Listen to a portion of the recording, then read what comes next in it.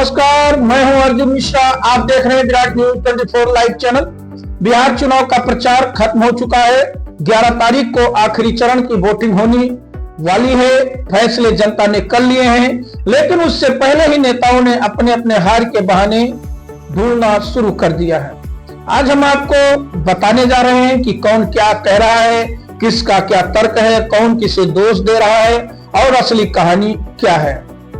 आज हम समाचार शुरू करते हैं सबसे छोटे बहाने से और फिर धीरे धीरे पहुंचेंगे सबसे बड़े नेताओं के सबसे बड़े आरोपों पर। बिहार चुनाव में मुकेश सहनी का पैसे वाली राजनीति का एक बहुत बड़ा आरोप लगाया गया है। दोस्तों, पहला बहाना मुकेश सहनी का आता है कि वीआईपी पार्टी के चीफ हैं और मुकेश सहनी का आरोप है कि पैसे तो सबने बांटे, लेकिन बीजेपी ने सबसे ज्यादा बांटे और जहां उनके बड़े नेता चुनाव लड़ रहे थे वहां डबल पैसे बांटे गए हैं। अब आपको मुकेश सहनी का बयान सुनाते हैं जिसे वो बार बार दोहरा रहे हैं। चुनाव आयोग को जवाब देना चाहिए कि ये क्या हो रहा है, और रहा कि दिल्ली के सरकार को भी जवाब देना चाहिए, राज्य में जिनकी सरकार थी उनको भी जवाब देना चाहिए। और आप सब जान रहे हैं कि विजय चौधरी जी नीतीश जी के काफी नजदीकी हैं और वो अपने क्षेत्र में लीगल अनलीगल सब काम कराते हैं। अभी अगर 10,000 रुपया भी अगर बांटने का आया तो दूसरे जिला में या दूसरे विधानसभा में जिस अनुकूल पैसा बांटा गया उसके अनुकूल डबल उनके विधानसभा क्षेत्र में बांटा गया। तो ये सारे चीज जांच का विषय है। हम तो पहले कह रहे हैं कि पूरे बिहार में घूम घूम के हमने कहा कि एनडीए जो है वो जनता के जनादेश से सरकार नहीं बनाती है, वो जनता का वोट को चोरी करते हैं, इसलिए उनका सरकार बनते आ रहा है। और ये सब दिख रहा है, हम लोगों ने जागरूक किया लोगों को, उसके बावजूद भी आप देखिए पोलिंग के रोज कितने बड़े संख्या में लोग वोट नहीं गिरा पाते हैं। तो ये जनता का जनादेश को चोरी कर रहे हैं और इसी तरीके से वोट चोरी करके सरकार बना रहे हैं। लोग दबाव बना रहे हैं, किस चीज का दबाव बनाएंगे? कैमरा बंद करना क्या वो अभी ये चीज अभी जनता को देखने की आवश्यकता है। अभी एनडीए क्या करेंगे नहीं करेंगे वो छोड़ दीजिए, ये सब अभी जनता को सोचना है कि लोकतंत्र बचा रहना चाहिए या नहीं, खत्म हो जाना चाहिए। अगर राजतंत्र अगर जनता को लाना है तो फिर तो कोई बात ही नहीं है। अगर लोकतंत्र पे जनता को भरोसा है तो जनता को जो गलत कर रहा है उनके खिलाफ में महागठबंधन को वोट देना चाहिए। अपील यही है कि लोकतंत्र का जो लोगों का जो पर्व है उसको सब लोग सही से मनाएं। मुकेश सहनी का दावा है कि बिहार में बीजेपी ने पैसा पावर का पूरा इस्तेमाल किया, लेकिन अब आप अगला बयान सुनेंगे तो और भी हैरानी होगी आप लोगों को। तो चलिए हम आपको वो भी बयान सुनाते हैं, जैसा कि अशोक गहलोत का प्रवासी बिहारी वोट वाला बयान। ये जो पोलिंग बढ़ी है इसका इंतजार है कि वास्तविक क्या क्या है, थोड़ी जानकारी प्राप्त कर रहे हैं लोगों को, क्योंकि वो हथकंडे सब अपना रहे हैं। ये प्रवासी बिहारी जो हैं उनको ट्रेनों में लाया गया है, वहाँ पर बिहार के अंदर टिकट दिए गए बीजेपी द्वारा, तो लेकिन खर्चों में तो आएंगे नहीं, ठीक है। और जो नहीं आए हैं उनके लिए योजना बना रहे हैं लोग, जो खबर आ रही है जो नहीं आ पाए उनका लिस्ट बन करके पहुंच गई है सब जगह पूरे बिहार के अंदर। तो है नहीं यहाँ पर, बॉम्बे में, चेन्नई में, राजस्थान में, उड़ीसा में, तो वोट आप दे ही सकते हो, तो जो इनकी मशीनरी है चुनाव के अंदर वो कोई भी खेल कर सकती है। जो प्रोसेस बड़ी है पूरी, मेरे पास जो खबर आ रही थी ये वाली जो मैंने बताई, ये नई बात है कि जो लोग आए नहीं हैं, लाखों लोग होते हैं ना, सब बता नहीं सकते, तो उनका क्या आप कोई बात ना भेज रहा हो, आज ही लगता है कि आपके वहां पे लगा देंगे। प्रियंका गांधी का चुनाव आयोग ही वोट चोर सिद्धांत। अब आते हैं प्रियंका गांधी पर। प्रियंका गांधी का दावा सबसे बड़ा, सबसे गंभीर और सबसे चौंकाने वाला है। प्रियंका गांधी सीधे सीधे कहती हैं कि मुख्य चुनाव आयुक्त ज्ञानेश कुमार, चुनाव आयुक्त विवेक जोशी और एस साधु ये तीनों वोट चोरी करवा रहे हैं और बिहार में 65 लाख वोट काटे गए। अब उनका पूरा बयान भी सुनिए जो पूरी तरह से प्रियंका गांधी ने दिया है। कि संविधान को कमजोर करने की पूरी कोशिश भाजपा वालों ने की, और जब उनको पता लगा कि 2024 के जो आम चुनाव थे कि उसमें कि जनता खिलाफ है, संविधान को कमजोर करने की, जनता लड़ेगी, जनता आवाज उठाएगी, तब वो पीछे हटे और उन्होंने जो इनका वोट चोरी का काम है उसको मजबूत करना शुरू किया।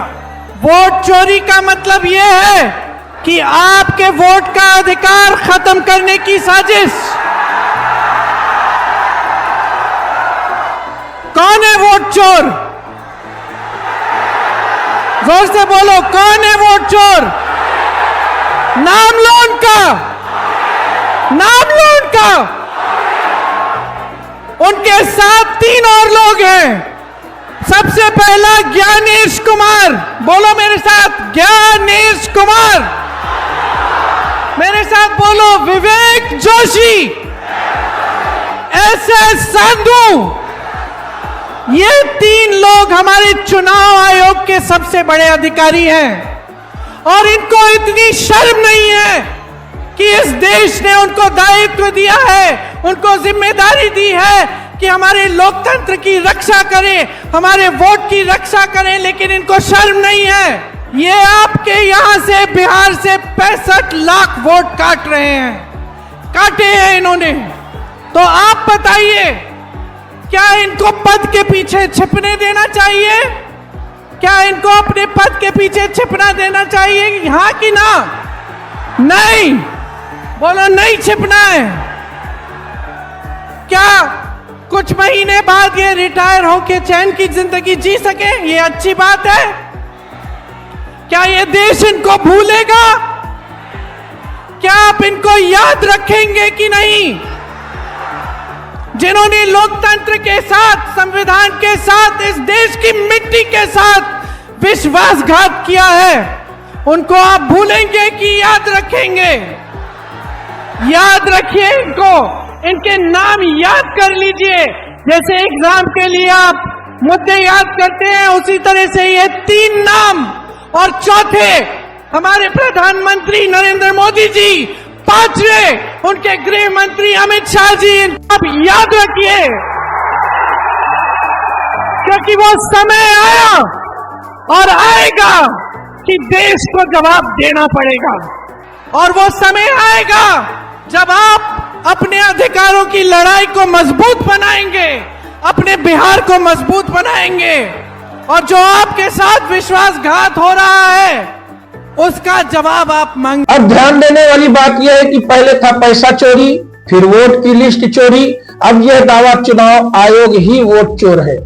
यानी सब मिलाकर चुनाव आयोग को ही पूरी तरह से दोष दिया जाता है। लेकिन अब आते हैं सबसे बड़े बहाने पर, जहां राहुल गांधी का प्रधानमंत्री, गृह मंत्री, CEC गठजोड़ वाला पूरा आरोप। राहुल गांधी ने बहानेबाजी को एक बिल्कुल अलग लेवल पर पहुंचा दिया। उनका आरोप सीधे इस प्रकार से रहा कि प्रधानमंत्री नरेंद्र मोदी, गृह मंत्री अमित शाह और मुख्य चुनाव आयुक्त ज्ञानेश कुमार, ये तीनों मिलकर देश में वोट चोरी का सिस्टम चला रहे हैं। राहुल गांधी दावा करते हैं कि जो मध्य प्रदेश में हुआ, वही महाराष्ट्र में हुआ, वही छत्तीसगढ़ में हुआ, ये सब योजना के तहत हो रहा है।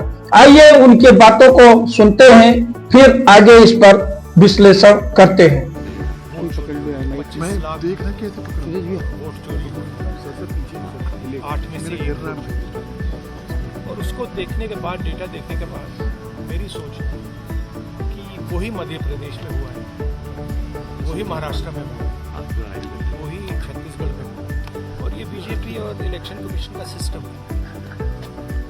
और हमारे पास और भी सबूत है और वो आस्ते आस्ते दिखाएंगे। बट मेन मुद्दा वोट चोरी का है, और SIR उसको आप कवर अप करने का है और इंस्टीट्यूशनलाइज करने का सिस्टम है। सर आने वाले मध्य प्रदेश मतलब हमारे पास बहुत अलग अलग इन्फॉर्मेशन है, बहुत डिटेल में इन्फॉर्मेशन है, और वो हम रिलीज करेंगे। अभी तो थोड़ा सा ही दिखाया। सर संगठन को लेकर कल आपने जिलाध्यक्ष से बातचीत की, क्या फीडबैक मिला? क्योंकि 2 महीने हो चुके हैं। बहुत अच्छा फीडबैक मिला। डिस्ट्रिक्ट प्रेसिडेंट से हमारी मतलब ट्रेनिंग हुई, काफी अच्छी ट्रेनिंग चल रही है।